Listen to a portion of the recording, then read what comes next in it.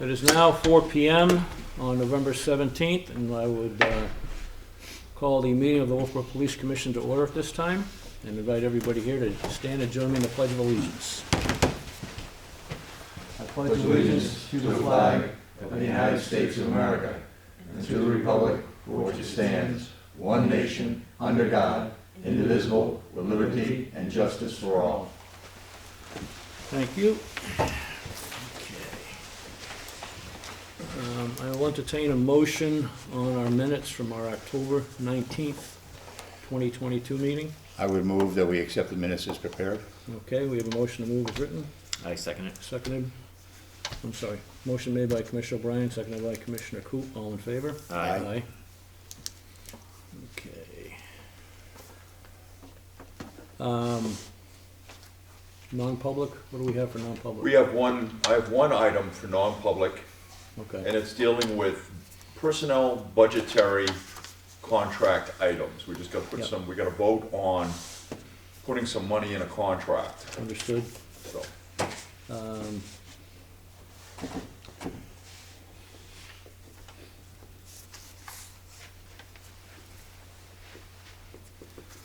Okay. Chief, if you'd like to proceed with the Sure. monthly reports. so gentlemen, if you want to move to the first slide in your deck, it's also displayed on the screens. You'll see we had an increase in October of 25% in incidents. We had 96 offenses for the previous month, and that is not inconsistent with what we normally see this time of year. Moving forward to the next slide in your deck, you're going to see arrests, and those two were up 32, so slightly over one arrest per day on average, and that's an 88.25% increase from the previous month of September. And you gentlemen have the arrest status report that will give you all of the defendants and all of the crimes that they've been charged with, and that is a 8-page report. And clearly, just so everybody understands at home, just because you've been charged with a crime doesn't mean you're guilty, right? We have a presumption of innocence in this country, so innocent until proven guilty, and the rest of this will play out in the court system. Moving on to the next slide in the deck, you're going to see traffic stops.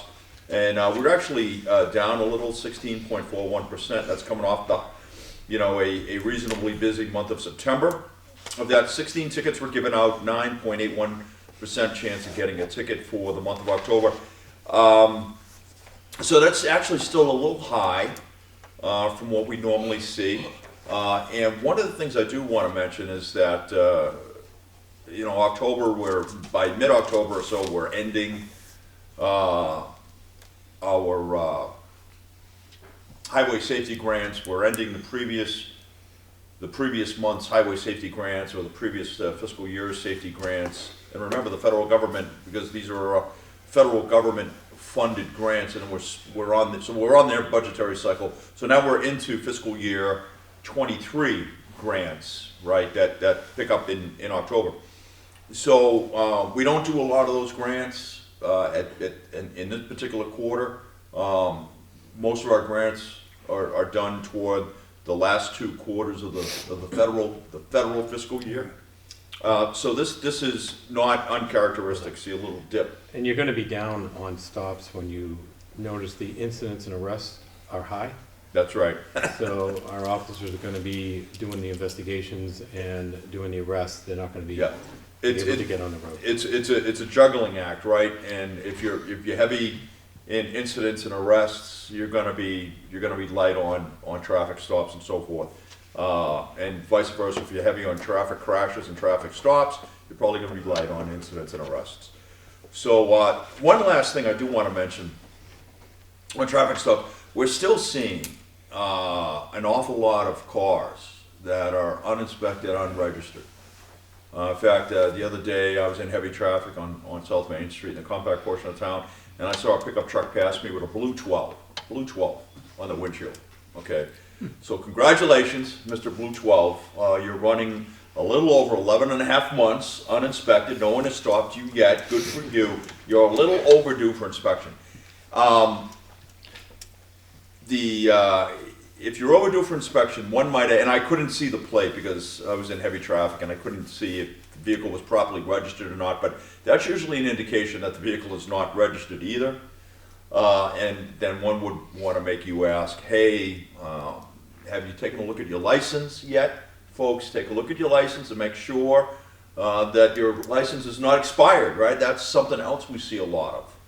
And I had a fellow call me the other day and said, hey, you gave me a traffic ticket, I forgot to pay it, and I'm over in Guilford, and I got stopped and I got arrested for driving after suspension, and my registrations were suspended. And it's a comedy of errors, right? You gotta folks, you gotta take this stuff seriously, right? Please, you gotta take this stuff seriously, okay? Yes, I know the state gives you a 10-day grace period into the next month.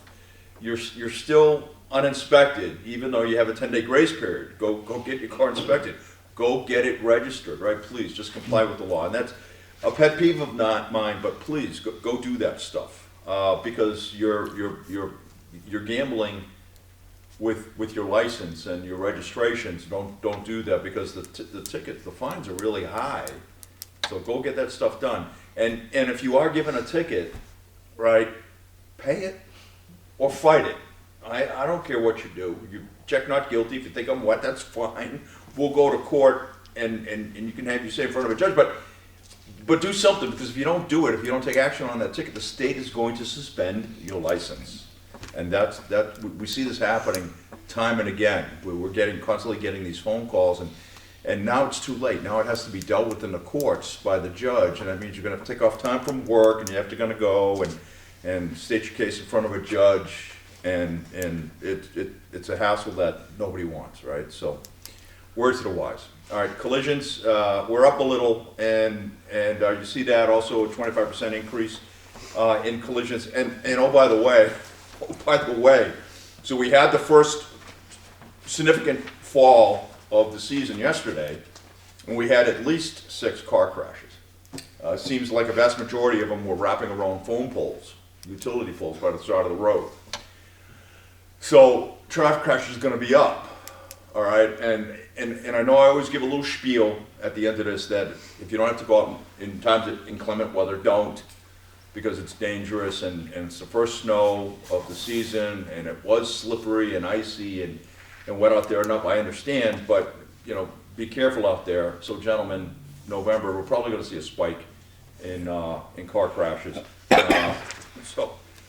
You do have all the drill down data on the tickets and on the collisions if you want to see what that is. I did throw up the personnel status report. This is the entire year so far through the end of October. If you want to see that, some notable takeaways here. If you look at incidents, we're at 536. If you look at arrests, we're 263. Citations, now that one, citations here is actually warnings and tickets, and that's 2,056, right? So we've had 2,056 interactions with the motoring public. Crashes we've had 133, and looks like we've had 118 parking tickets year to date, all right? So busy 10 months. And if you look, the ones that do pop out at you is probably Officer Devine and Corporal Boucher, who's now up there. Prior to this, he really wasn't accumulating any cases.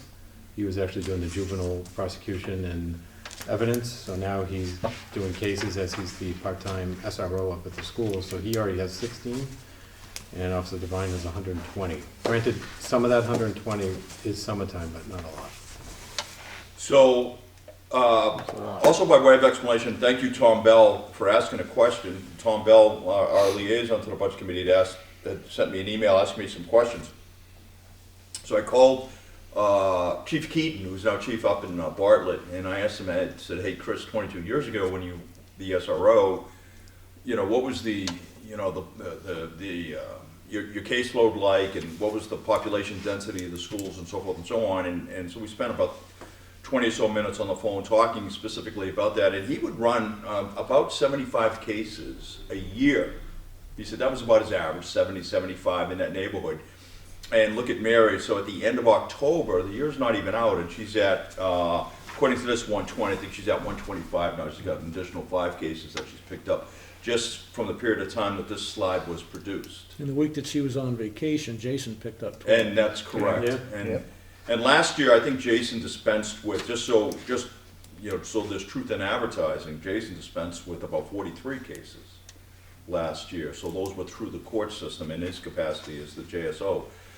So, yeah, it's busy, right? I mean, that's busy. Those are huge, those are high, and I'll tell you right now, 120 or 125, that is an unconscionable number of cases for an officer to be handling. It's unconscionable.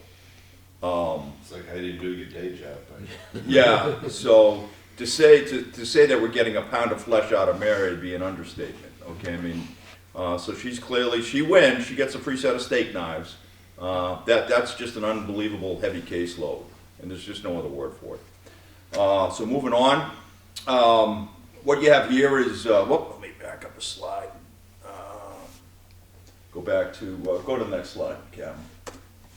Thank you. So now you got the accidents by streets, if you want to just drill down and take a look at those.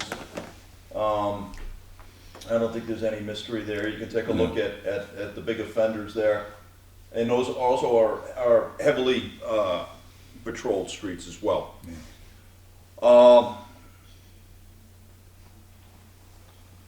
And gentlemen, that's it for the slides. Let me go into the detective report real quick for you.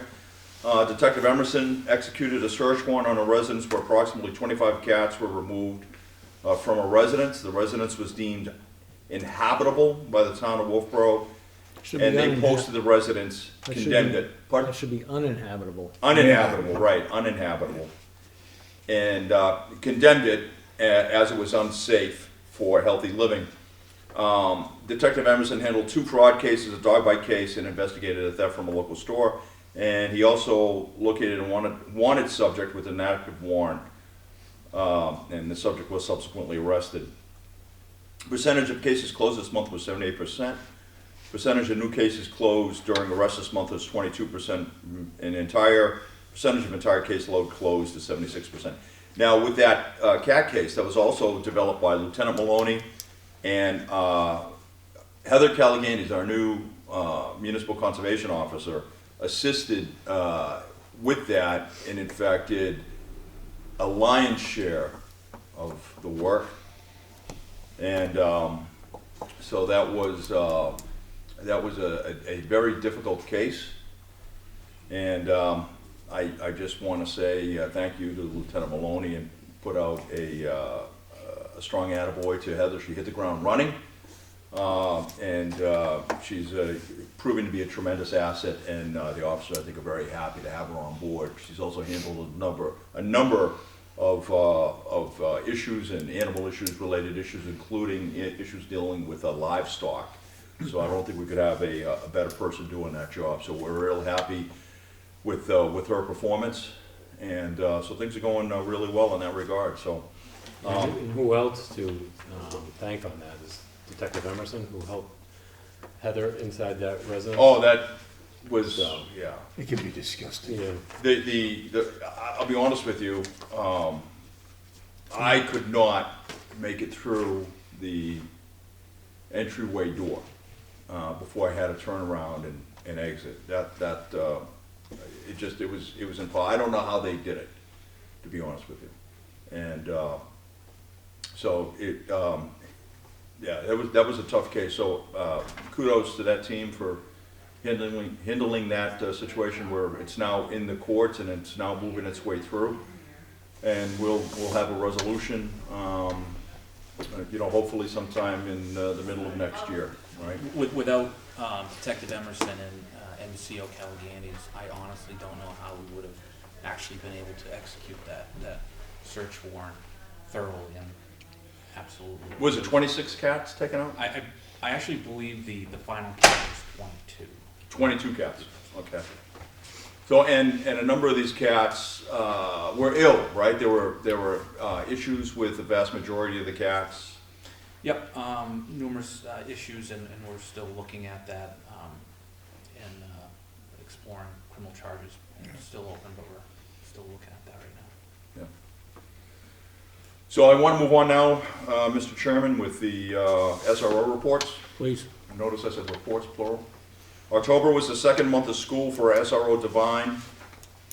With 20 days of school, SRO Divine responded to several incidents in the high school and middle schools. SRO Divine responded to a minor motor vehicle crash on campus. SRO Divine wrote 18 offense reports, which included disorderly conduct, criminal threatening, runaway truancy, possession of weapons, theft, receiving stolen property, possession of drugs, possession of tobacco products, 2 mental illness reports, one of which the Wolfeboro Fire Department and Stewart's Ambulance assisted, and an assist by the Wolfeboro Fire Department and Stewart's Ambulance for a medical emergency. SRO Divine assisted DCYF with reported incidents to DCYF and also to Central Intake for abuse and or neglect.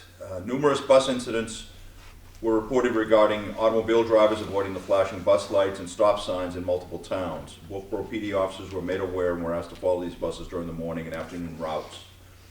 Most disturbingly, SRO Divine investigated 2 second-degree assaults, strangulation, one at the high school and the other at the middle school this past month. The reports have or will or have been forwarded to juvenile probation and parole for a CANS assessment, child and adolescent needs and strengths.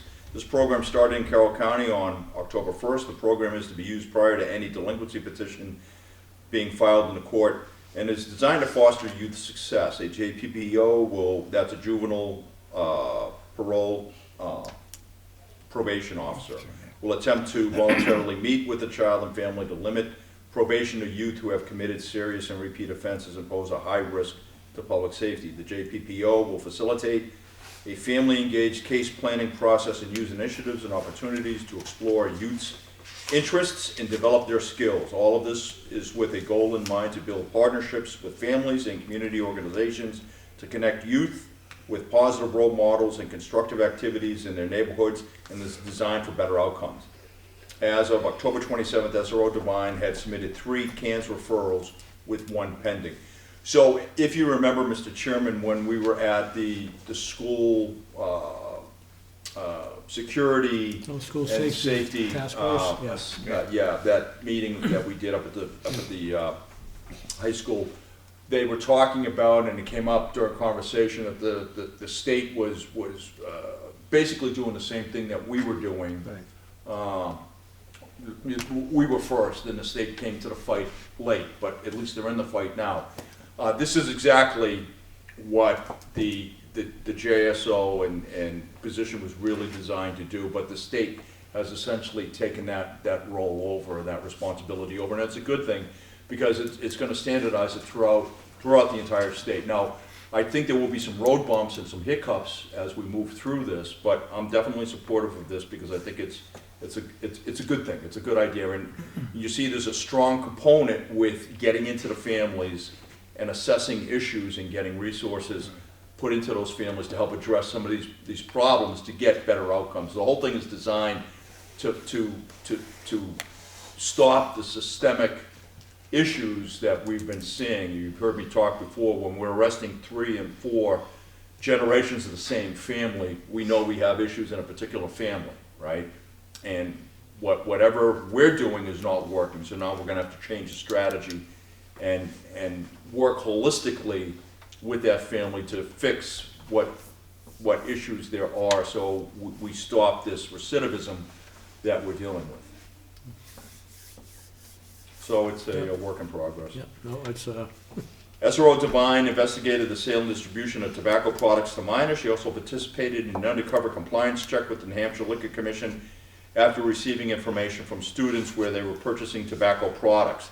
The compliance check was conducted in October with 1 arrest from a clerk at a local store in Wolfeboro for sale of tobacco products to a minor. So in other words, we were able to determine where the youths were getting their tobacco products from, and we contacted liquor enforcement, who has responsibility in this area. We put together an undercover operation. They went in, and the clerk that was providing tobacco products, the underage youths, was essentially caught. So, Good. yeah, happy ending. Officer Devine also participated in meetings regarding the Kingswood Next Steps team. The mission of the Kingswood Next Step team is to provide intervention and support for identified as at-risk students to increase overall productive behaviors and academic success. SRO Devine and Corporal Boucher participated in the crisis intervention team meeting at the middle school.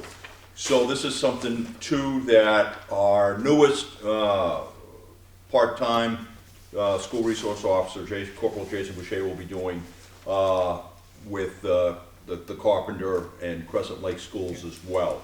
So again, designed for better outcomes, right? We're trying to get at and identify the root causes and root issues that are lead to significant or serious student misbehavior and or potential criminal activity, and then trying to stop that, to interdict that through engagements with law enforcement and other agencies that have services that we might be able to target at a specific youth. Does that make sense? Yep. Excellent. October was Corporal Boucher's first month in the schools at Crescent Lake and Carpenter School. As a part-time SRO, Corporal Boucher covered 5 full days at Kingswood Regional High School and Kingswood Regional Middle School for SRO Devine while she was on a much-needed R&R. Corporal Boucher, during this time in the month of October, floated between Carpenter School and Crescent Lake School as well, and introduced himself to the staff and kids. Corporal Boucher got set up with IT and laptop and email so he had access to all the video feeds no matter what school he is in, and we wanted to make sure that he had access to all of our database programs as well. As an aside, Corporal Boucher is also responsible for Carpenter School Crossing in the morning. Corporal Boucher was involved with the following events this past month. He handled 4 criminal mischief cases involving an unknown person at this time, keying, kicking, and just flat out causing damage to other students' vehicles on campus. The vehicles in question were parked in an area where there is little to no camera coverage. Corporal Boucher is working with school staff to locate and identify the individual responsible for the damages. Sergeant Strock also took a case over the weekend involving damage to a student's vehicle on campus. The two are, I think, are connected. Corporal Boucher reviewed video for this incident but found there was no damage to the vehicle for the time periods reported. Corporal Boucher was given Corporal Boucher called the student in and checked another day,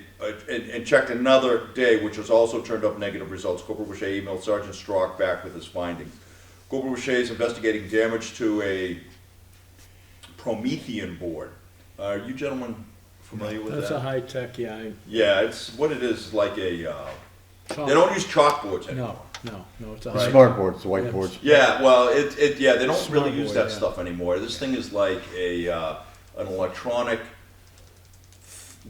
blackboard that you write on, and yeah, it's pretty sophisticated. Yeah, so that's what it is.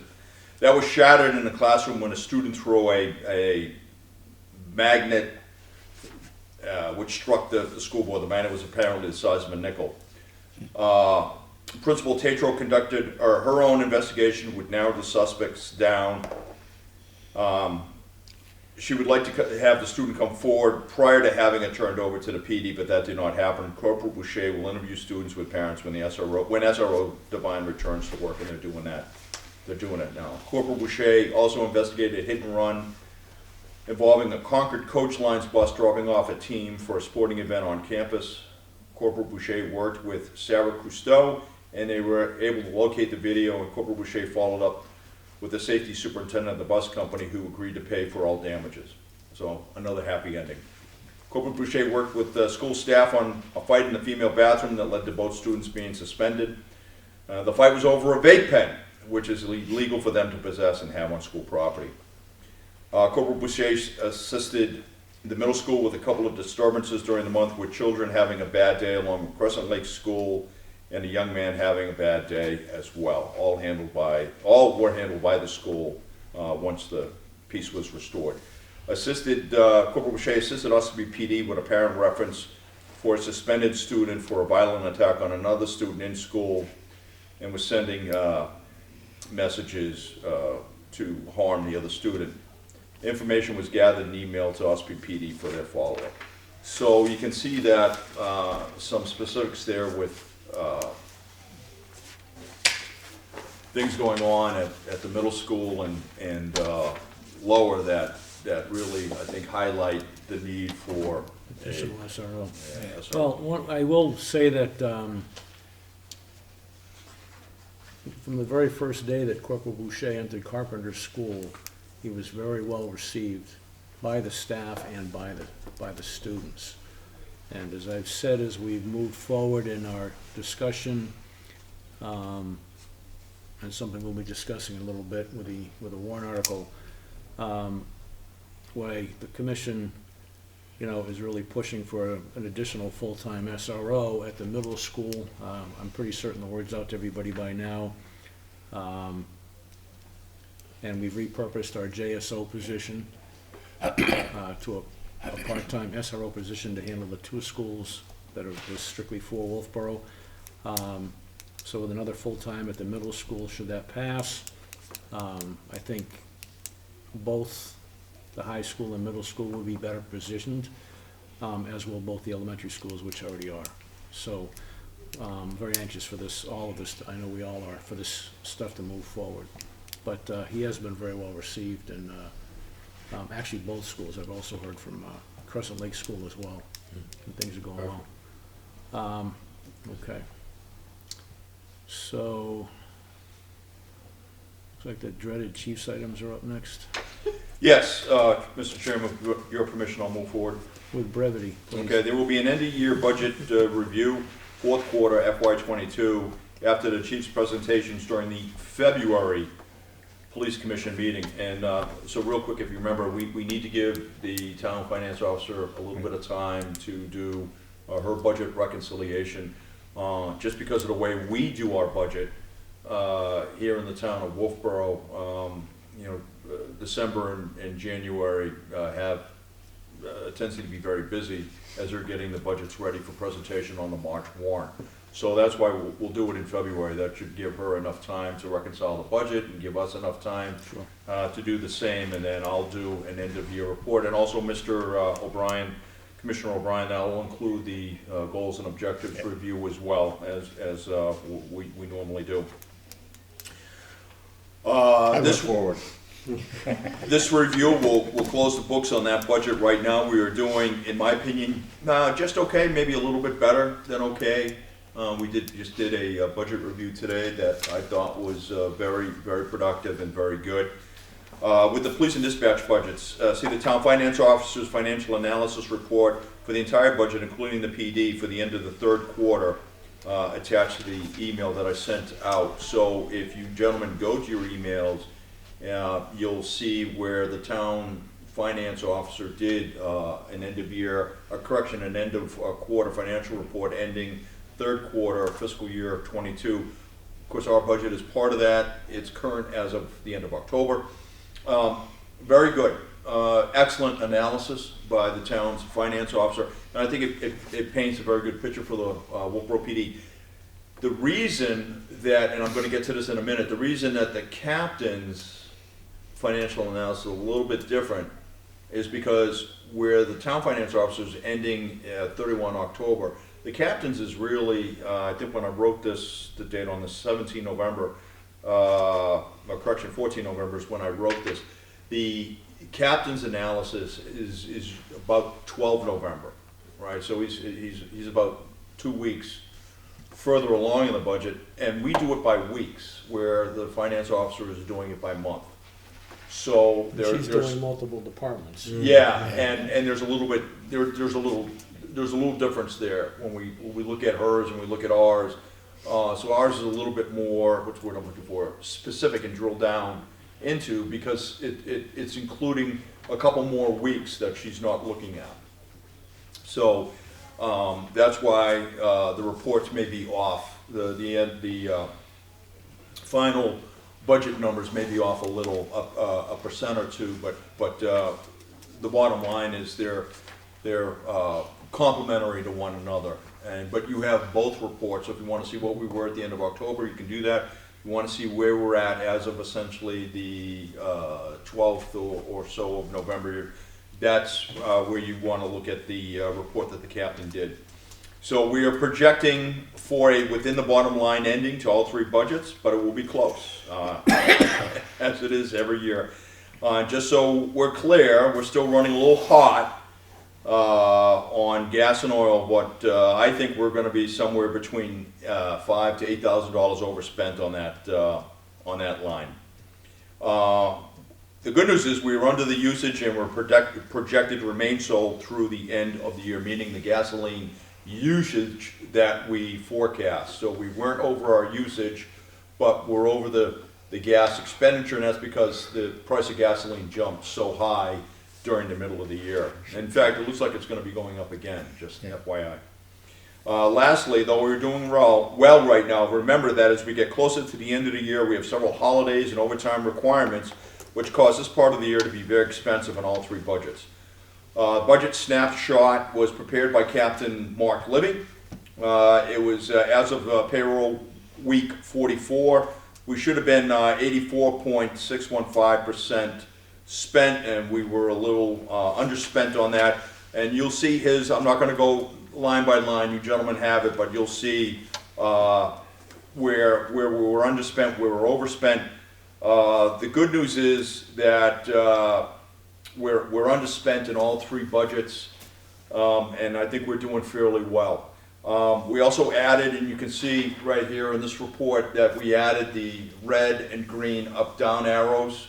So take a look at that, make sure you understand the logic that we're using. If you have any questions, just let me know.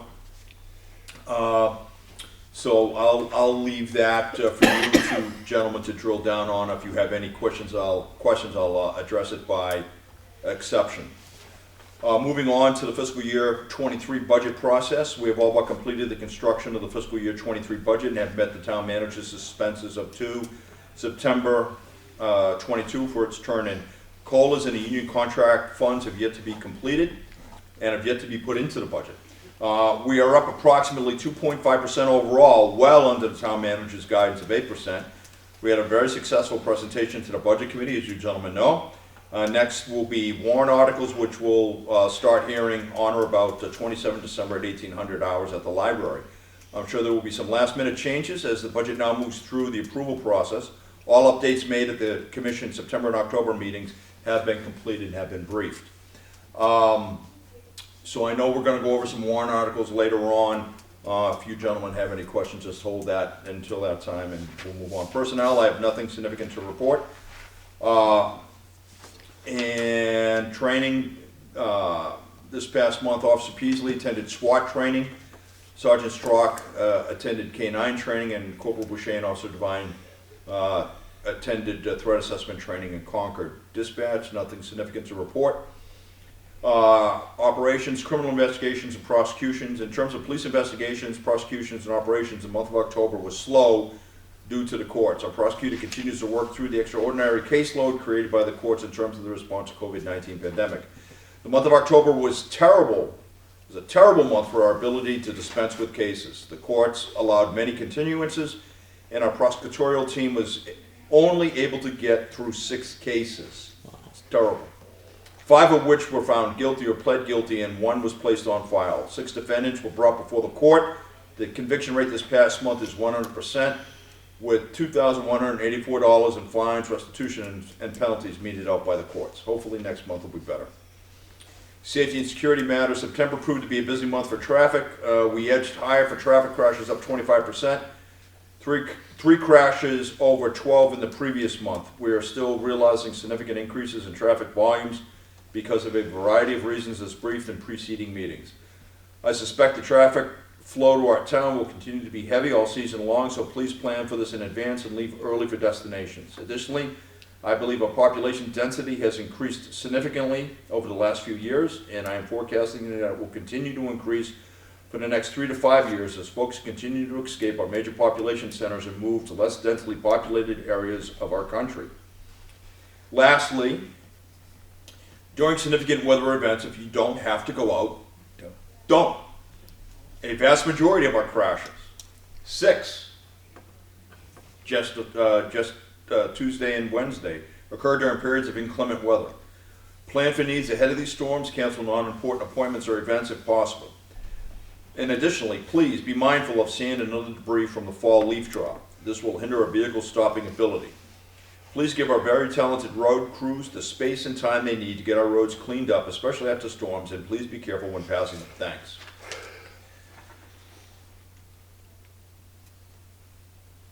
Gentlemen, that's essentially it. Subject to your questions, that's all I have. I'm good. Do you have any questions? No? I think the training that they took for the risk assessment is going to be part of the development of the plan to do the schools. Mr. Chairman, would you like to move into the warrant articles? Certainly. Let's start with the cruiser first. Yes, Captain, can you bring those up on the screen? So gentlemen, what I'll need you to do is review the actual warrant when we get to it.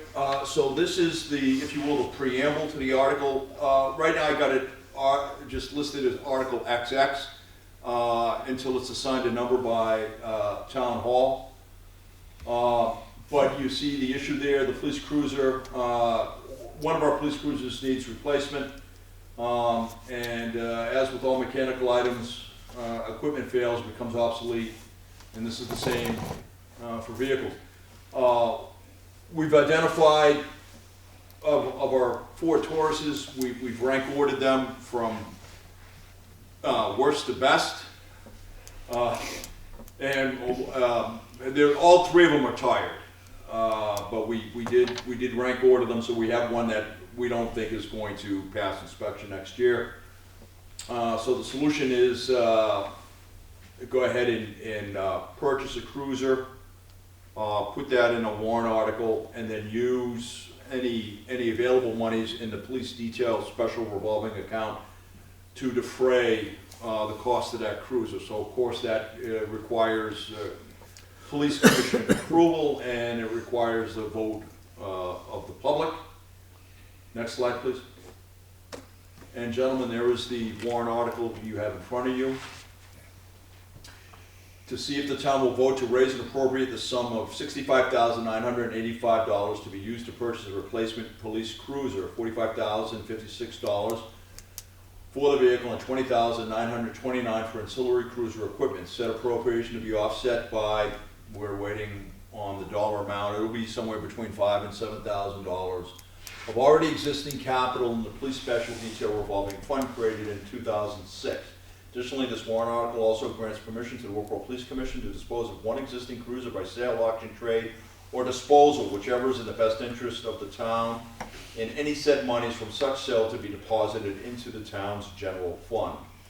Tax impact is essentially 2 cents per 100,000, per $1,000 assessed valuation. Gentlemen, what are your questions? I have none. None. I do not. At this time, then I will entertain a motion to accept the warrant article as written. And our vote is one that means that we support this. A vote in the affirmative will dictate that we support this I warrant defer to article. Sean. I make a motion, we support the warrant article as written. Okay, I second. okay. And all in favor? Aye. Aye. Thank you, Okay. gentlemen. Can I ask for one additional vote, which deals with the money that's gonna be added from the general detail revolving fund, that the chief could get the approval from you guys to put it in there? on Sure. Whatever, at that time. I make a motion, we accept that amount. I second. That amount that will be released by KC is what? Yeah. Right. Yes. The unknown amount. Okay, any discussion, everybody? No. Okay, all in favor? Aye. Aye. Thank you. Next slide, Captain. Yep, so this is the SRO. So, again, Article XX, number will be signed by the town.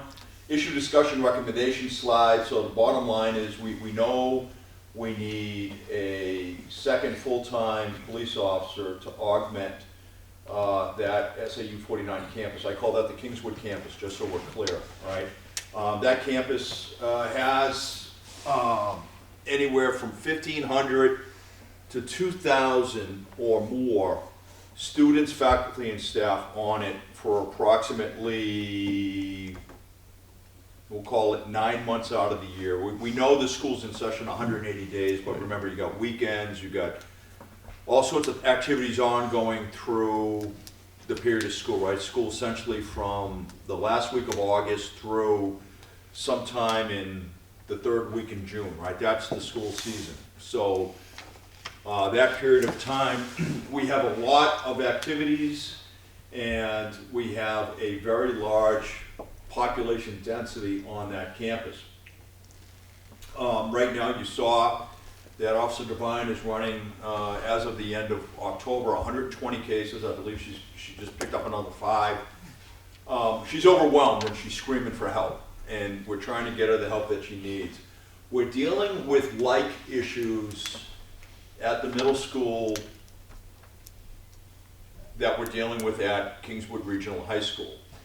In the 22 years since we established our first SRO position, we've undergone somewhat of a digital revolution with laptop computers and iPads and iPhones and social media and texting and everything that goes along with that. And there's also been a shift in social dynamics. Things that we weren't dealing with in 2000, we are now dealing with in 2022.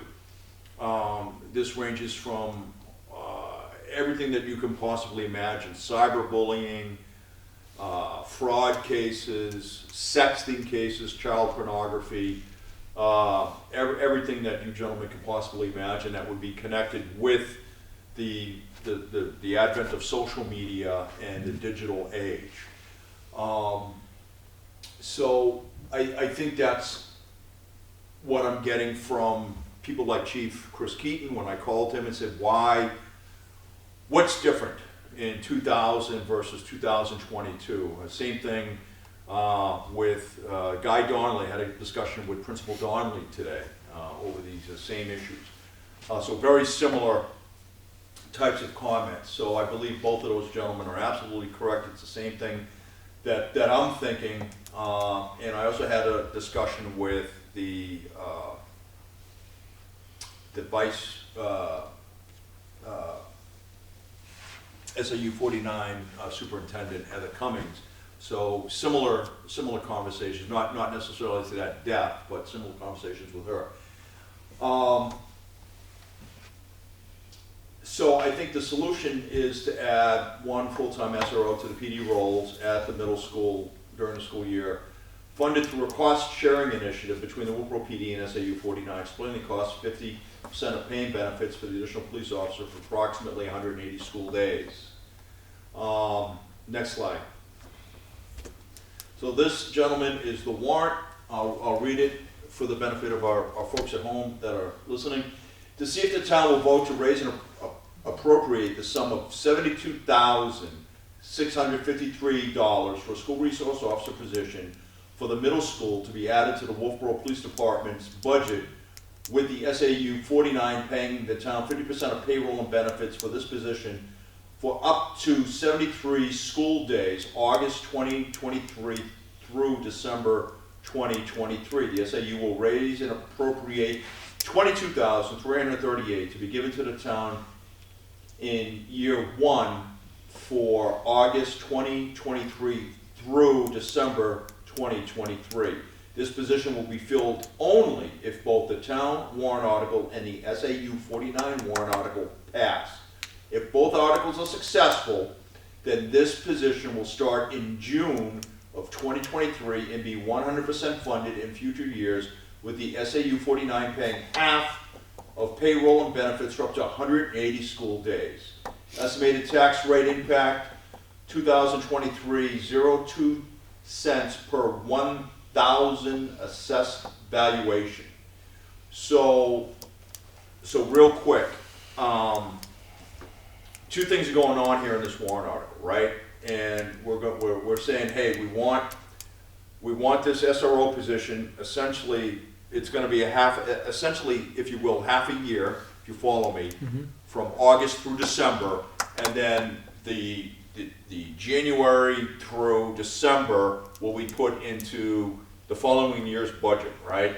And then the SAU is going to pay 50% of the cost of the salary and benefits of the officer for the period of time that officer is actually in the school. It's exactly what we do with the SRO position we have right now. There's no changes here.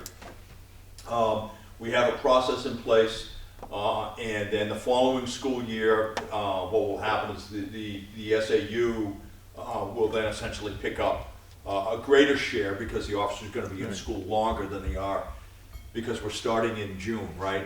If everybody, and the reason we start in June is so we get the officer on board, put them through our FTO program, right? Make sure they're comfortable in doing everything. We get them uniform and equipped, and then we get them acclimated to the school. Well, I think it's also important too, and one of the selling points that we made when we made the suggestion to the public and to the school district, made it known that it is our intent also, as we do with our current SRO, that when school's not in session, the SRO comes back to us. That's correct. And obviously, summertime is a busy time, and having an extra body now too, in the patrol schedule, for those 3 months, June, July, and August, is definitely going to be a huge help. This year we're filling a couple of open positions, but this will be in addition to that. So we should be better positioned for not just visibility, but to be proactive in the downtown area by this addition. Tom? Has an analysis been done what impact that might have on overtime? Because it may actually bring the overtime line down. Well, I can't speak to that other than the fact that, It just might be a collateral benefit. yeah, it may be, but I think you're absolutely right, Mr. Bell. I think you're absolutely spot on. It's difficult to determine, right? There is no logarithm. There is no analog. I wish there was. It would certainly make my life a lot easier to calculate something like that. What it will do, there's a lot of positive collateral effects that it will have. First, it will bring down Mary's case. It'll drop Mary's caseload, right? It'll bring that down to something more reasonable. When we do that, we'll get better outcomes on investigations. We'll get better outcomes with students, faculty, and staff, right? Clearly, without a doubt. She'll be able to devote more attention to things that are occurring at the high school, because we'll have a full-time SRO at the middle school who will be also able to get us better outcomes. I think what you said is true. If you have an organization that has high overtime, of course you have to do the analysis and look at that and say, okay, what's driving the train here? So for example, on the captain does a very nice analysis of overtime that's in your budget book. When you start seeing that investigative portion of the overtime start to creep up, like we're noticing, that is a time to say, okay, if we put another detective on the rolls, what's the trade-off? Are we going to reduce that overtime? And if the answer is yes, by how much? And at some point, it becomes you hit that 50% mark that you're looking at, right? And you say, okay, now it's time to put the detective in because we're going to get the trade-off on overtime. So yeah, I think there will be some very positive collateral effects. Yes, I agree that it will reduce some of SRO Divine's overtime hours. Certainly, it'll give us better outcomes, without a doubt, and that's why we're doing this. I'm actually thinking of when the extra SRO comes in seasonally. Yes, you're In the correct. summertime. You're absolutely correct. That'll really affect. Yeah, that will really help. It'll help the town of Wolfeboro tremendously. But remember, and there's something that I want to stress here to the commission and to the folks listening at home. When we were at the school safety summit that we did just a week or two ago, one of the questions was asked by Commissioner Coop, and it was asked of the school superintendent. And Commissioner, you correct me if I'm wrong, but your question was, you know, what's the student population density of the district that's here on our campus, right? And, or words to that effect. And the answer came back, I believe it was either 50 or 52%. So of the entire SAU student population, That's inclusive of that's a huge number. out of town Right. elementary school. So all the students in this regional SAU, 50 to 52% are at those 4 schools at that complex. Okay, so that's a big number, right? That's a big number of students. We have a very busy complex up there. Student enrollment has been down over the last couple of years, not tremendously, but it's been off by 200 or 300 students. Part of that reason is because of COVID-19. We're getting out of COVID-19. So what happened when we were impacted by COVID-19, a lot of parents took their kids out of schools to either do homeschooling or send them to other schools or institutions that either did or didn't have either enhanced or had less enhanced COVID-19 protection. That was a parent decision. But those kids, I expect, will be coming back to the district in dribs and drabs over the next, you know, say 2 to 3 years. So student population is likely to increase, and we know we have a facility that can handle that, right? So even though the numbers are the same or similar to what they were in 2000, and they've stayed that way pretty consistent throughout the last 22 years, what we're seeing is that we have a large percentage of the district's population on the campus, and we've seen a change in dynamic, social dynamic, of the types and levels of crime that are not what we experienced in 2000. They're actually more complex, require greater depth of investigation, and are actually much more serious. Okay. So at this time, then, I will entertain a motion to approve the warrant article for the additional resource officer at the middle school. I make that motion. Motion by Commissioner Second. Cook, seconded by Commissioner O'Brien. All in favor? Aye. Okay. Perfect. Okay, our next meeting, regular police commission meeting, will be Thursday, December 15th. It will be back here in the Bradley Room at Wolfeboro Public Library. We don't have a member of the Board of Selectmen here, our liaison, so I will ask our liaison from the Budget Committee if he has any other questions, Tom Bell, or any comments? No, Okay. thank you very much. Thank you, Tom. Okay, then if there is no other, do you have anything else to come before us before we go into non-public? Okay. This time then I will entertain a motion to enter non-public session under RSA 91-A, under Section A for promotion or compensation of a public employee. Do I have a movement on that? I make that motion. A second. Okay, motion by Commissioner Coop, second by Commissioner O'Brien. Roll call vote. Commissioner Coop, Aye. Commissioner O'Brien. Aye. And Commissioner Wood is also a yes. We'll stay in recess for a few minutes while we clear the room, and thank you.